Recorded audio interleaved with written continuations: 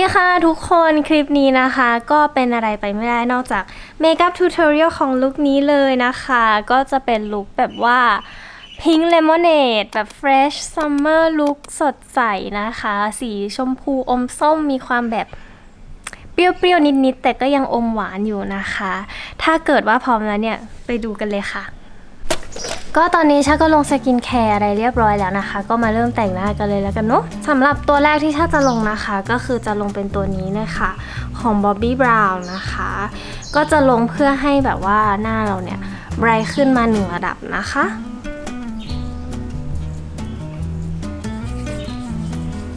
ก็ใช้มือ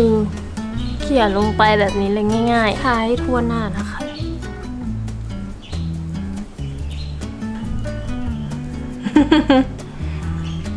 ต่อมานะคะเราก็จะลงรองพื้นกันนะคะวันนี้จะใช้เป็นคูชั่นนะคะคูชั่นที่ใช้ก็คือตัวนี้ของละแมนะคะเป็น The Luminous Lifting Cushion Foundation นะคะสี Warm Ivory ก็เป็นคูชั่นที่ชาใช้เป็นประจำทุกวันเลยนะคะเพราะว่าเนื้อสัมผัสเขาเนี่ยบางเบานะคะแล้วก็ไม่หนักหน้าเกลี่ยง่ายแล้วก็ติดทนนานทั้งวันเลยค่ะ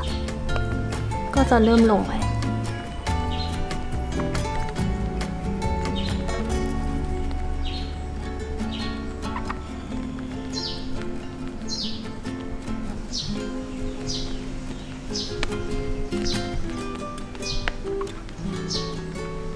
พอลงคูชั่นตัวนี้เสร็จแล้วนะคะชาก็จะลงคูชั่นอีกตัวหนึ่งนิดนึงเพื่อที่จะเติมลงไปตรงช่วงหน้าแก้มนะคะอันนี้เป็น Tom Ford Shade and Illuminate Foundation นะคะสี Ivory Silk คือสีเนี้ยจริงๆแล้วมันเป็นสีที่ชาซื้อมาผิดคือมันสว่างกว่าหน้าเกินไปหน่อยชาก็เลยแบบเสียดายก็เลยเอามาประยุกต์ใช้นะคะเป็นแบบว่าลงตรงบริเวณหน้าแก้มใต้ตาอะไรเงี้ยเพื่อให้แบบโซนนั้นเนี่ยมันไบรท์ขึ้นก็จะลงไปบริเวณตรงนี้เลย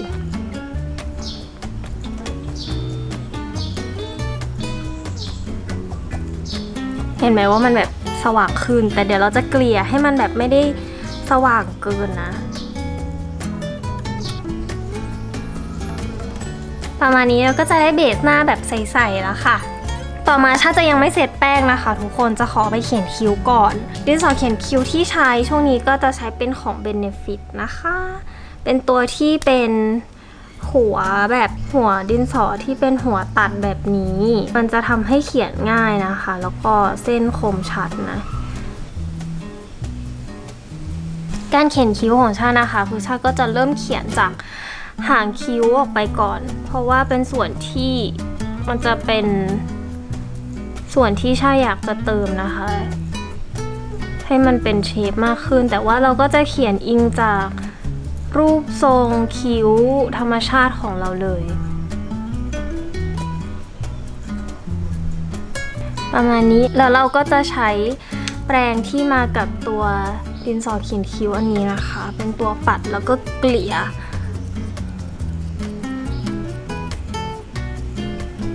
ยทั้งหมดเข้าด้วยกันนะคะ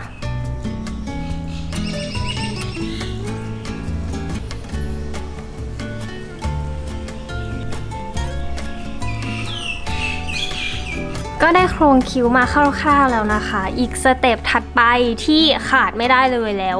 คนถามกันเข้ามาเยอะตลอดเลยเวลาชาแบบลงรูปลงเซลฟี่อะไรเนี่ยขนคิ้วตั้งทำยังไงคะใช้อะไรปัดแล้วทำยังไงให้ขนคิ้วฟูบอกเลยชามีตัวเด็ดทุกคนก็คือตัวนี้เลยนะคะของเขาค่ะเป็น Brow Pictures ก็คือตัวนี้เป็นที่ปัดขนคิ้วแต่ว่าด้วยหัวแปรงเขาอะมาในรูปแบบเหมือนหัวแปรงมัสคาร่าทุกคนแล้วตัวผลิตภัณฑ์เขาอะเป็นเจลสีแบบดำแต่ว่าเป็นดำแบบใสๆซึ่งพอปัดไปแล้วอะมันทำให้คิ้วเราดูแบบเด้งขึ้นแบบธรรมชาติมากๆแล้วก็อยู่ทนทั้งวันเลยนะคะตัวนี้เป็นตัวที่ชาใช้ประจำเลยก็เดี๋ยวจะปัดให้ดูกันเริ่มจากหัวคิ้วก่อนเห็นไหมแค่หัวคิ้วก็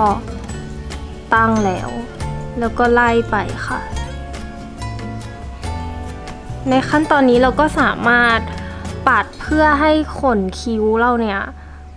เรียงตัวไปตามเชฟที่เราต้องการได้นะคะ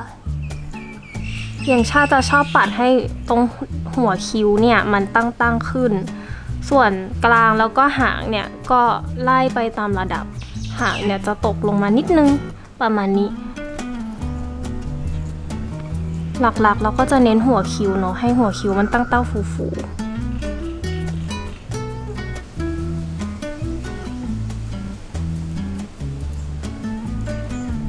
แค่นี้เราก็ได้ขนคิ้วที่เด้งฟูเป็นธรรมชาติแล้วค่ะทุกคนขั้นตอนต่อไปนะคะก็จะลงอายแชโดว์กันแล้วสำหรับพาเลตที่ชาจะใช้สำหรับลุคนี้นะคะก็คือตัวนี้เลยของ Charlotte Tilbury นะคะคือสีเขาเนี่ยสวยมากเขาจะออกไปทางโทน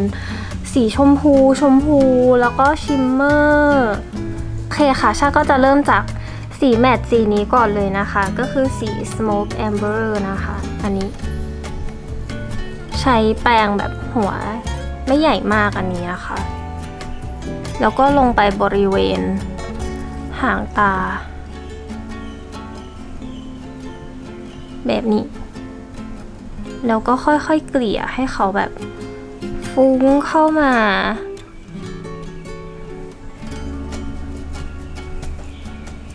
เราเว้นบริเวณกลางตาเอาไว้แบบนี้นะอันนี้คือเทคนิคที่ชาชอบใช้นะคะเวลาแต่งหน้า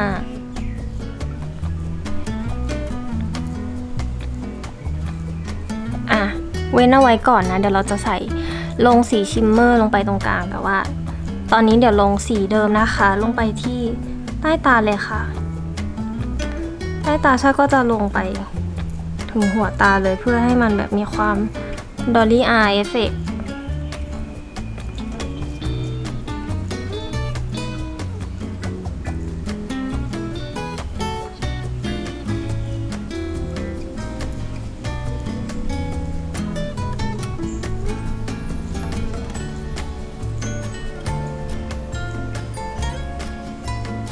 คือพาเลตเนี้ยสีมันแบบ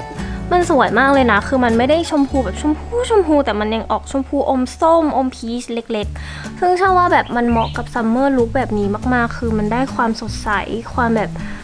แต่งหน้าโทนส้มกึ่งชมพูอะไรแบบเนี้ยก็เลยค่อนข้างชอบพาเลตตัวนี้มากๆเลยนะคะตอนนี้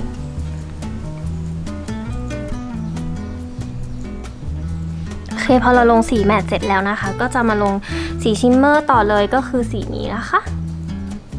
ตัวนี้ก็คือจะออกแบบชมพูอมส้มเหมือนกันเราก็จะลงไปบริเวณกลางตาแบบนี้เลย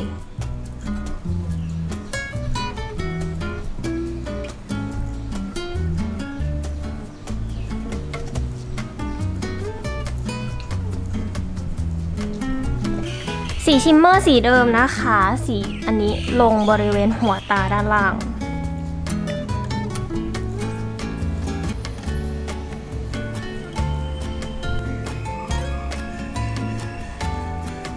แล้วก็จากนั้นนะคะจะใช้สีชิมเมอร์ที่เป็นสีอ่อนสุดอันนี้นะคะเพื่อที่ลงบริเวณหัวตาเล็กๆตรงนี้แบบนี้เลยค่ะโอเคตอนนี้ถ้ารู้สึกว่าควรจะเกลี่ยอีกนิดนึงเพราะสียังแบบฟุ้งไม่พอก็จะใช้แปรงฟูๆนะคะเอามาเกลี่ย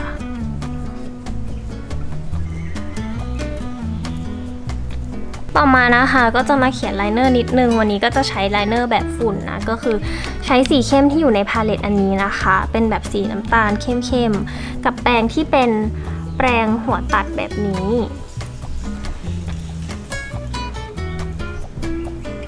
ลงไปบริเวณชิดโคนขนตาด้านบนนะคะแล้วชาจะเน้นตรง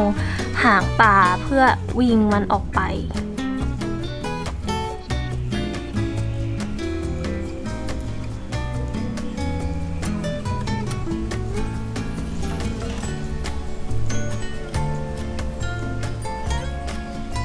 วิธีการวิงหางของชาคือชาก็จะออกไปตรงๆนะคะตามรูปตาของเราเลย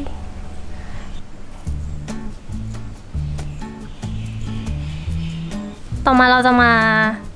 ดัดขนตากันนะคะที่ดัดขนตาที่ชาใช้วันนี้จะเป็นของที่ซื้อจากเซเว่นนะเพราะว่าลืมเอาที่ดัดขนตามาจากกรุงเทพนะคะตอนนี้ชาอยู่เขาใหญ่ก็เลยแบบแวะซื้อ ของที่มีที่เซเว่นแต่ว่ามันก็ใช้ได้อยู่ทุกคน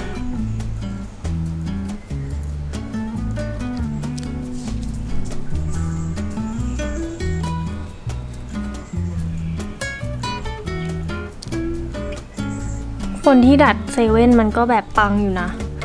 ขนตาก็เด้งอยู่นะ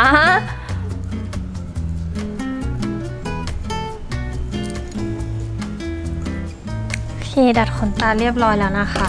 แต่ก่อนที่จะไปปัดมัสคาร่านะคะชาก็จะเขียนอินไลเนอร์ก่อนสักนิดนึงวันนี้ตัวอายไลเนอร์ที่ใช้นะคะจะเป็นของ Hourglass Mechanical Gel Eyeliner นะคะคือที่ชอบตัวนี้เนี่ยเพราะว่ามัน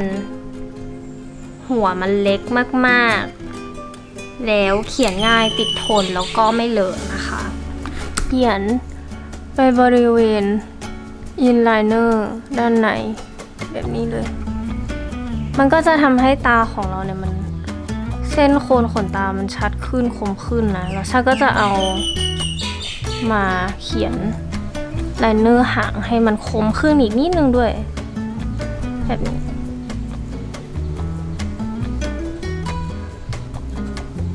โอเคเท่านี้ก็ได้ไลเนอร์ที่คมชัดแล้วค่ะต่อมาก็จะมาปัดขนตานะคะขนตาก็เป็นสิ่งที่คนถามกันเข้ามาเยอะมากๆว่าใช้มัสคาร่าอะไรหรือแบบได้ลิฟต์ขนตาไหมต่อขนตาไหมนะคะก็คือตอนนี้ฉันไม่ได้ลิฟต์หรือต่อขนตาเลยนะคะเป็นขนตาจริงแล้วก็ตัวมัสคาร่าที่ใช้ประจำตอนนี้เนี่ยเลิฟมากๆเลยเพิ่งได้ลองใช้แล้วแบบติดใจนะคะก็คือเป็นอันนี้ของ Hinge ค่ะคือด้วยหัวแปรงเขาอะมันเป็นแบบหัวเล็กๆบางๆแบบนี้แล้วมีความแบบโค้งนิดนึงซึ่งมันทำให้เราอะลงมาสคาร่าได้แบบทุกซอกทุกมุมแล้วก็ขนตาเนี่ยไม่จับตัวเป็นก้อนนะคะเรียงตัวสวยงามด้วยเวลาชาปัดขนตาเนี่ยก็จะเน้นปัดจากตรงโคนนะคะแล้วก็ค่อยๆไล่ขึ้นมาตรงปลายขนตาแบบนี้นะคะวิธีนี้เนี่ยก็จะทำให้เส้นขนตาเรามันเรียงเส้นสวยไม่จับตัวเป็นก้อนนะคะ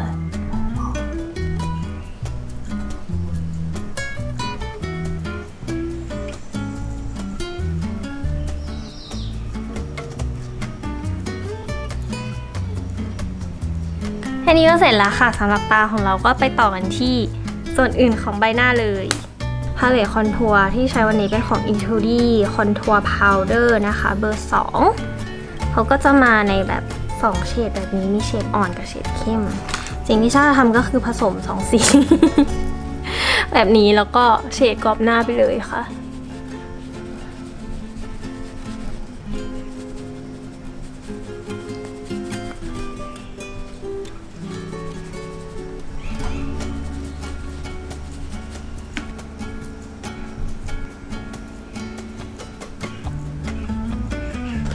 สำหรับบลัชออนนะคะก็จะใช้เป็นตัวนี้เลยตัวที่ใช้ประจำรู้สึกว่าจะใช้แบบทุกคลิปก็คือใช้บลัชออนตัวนี้นะคะ 3CE สี Rose Beige นะคะก็เป็นสีโปรดของชาเลยก็ลงไปบริเวณโหนกตรงนี้จะปัดให้มันขึ้นไปข้างบนแล้วก็ค่อยๆไล่ลงมาหน้าแก้มนิดนึง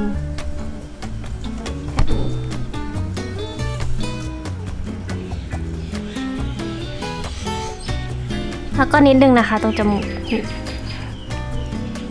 เพื่อเพิ่มความแบบซัมเมอร์สุขภาพดีตรงปลายจมูกแบบนี้เอามานะคะเพื่อเพิ่มความโกลว์ให้กับหน้าชาจะใช้พาเลตอันนี้ของ Chanel นะคะสีของเขาอ่ะมันไม่ได้ออกเป็นสีแบบสีบลัชออนมากมันจะออกเป็นชิมเมอร์อมชมพู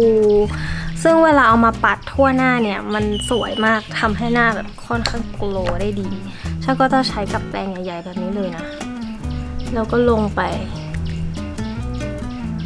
ทั่วหน้าแบบนี้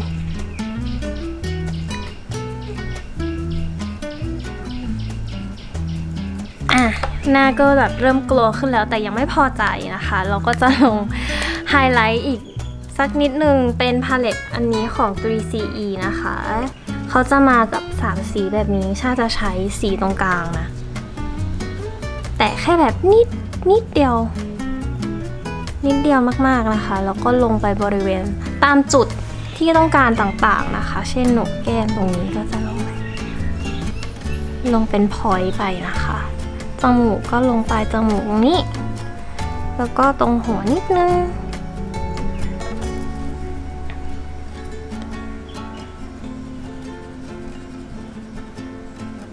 แล้วก็กระจับปากนะคะขั้นตอนสุดท้ายนะคะก็คือลิปสติกแต่เดี๋ยวชาจะลงลิปบาล์มก่อนอันนี้ของ Dior นะคะที่เป็นแบบ Dior Addict Lip Glow สีเบอร์ 1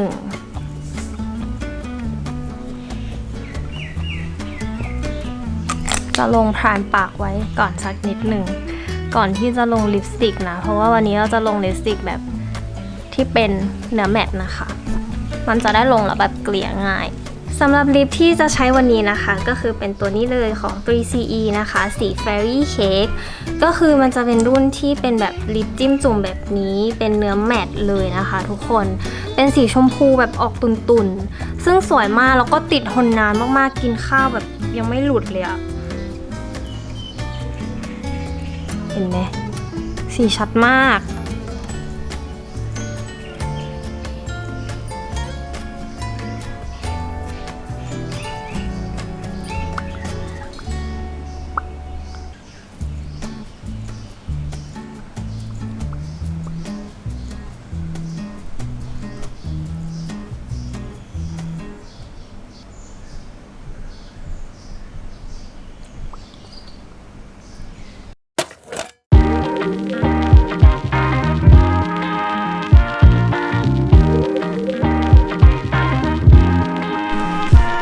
บ้างคะสำหรับลุคนี้ชอบกันไหมถ้าเกิดว่าชอบนะคะอย่าลืมกดไลค์กดแชร์กด subscribe เป็นกำลังใจให้ด้วยนะคะ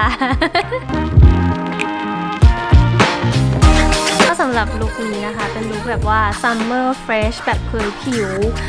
glow ใสสวยนะคะก็ลองไปแต่งตามกันดูได้นะคะลุคนี้เนี่ยถ่ายเซลฟี่ก็ขึ้นถ่ายรูปก็ขึ้นนะคะเหมาะสำหรับสาวๆทุกคนเลยค่ะสำหรับคลิปนี้นะคะก็ขอลาไปก่อนแล้วเจอกันใหม่คลิปหน้าค่ะบ๊ายบาย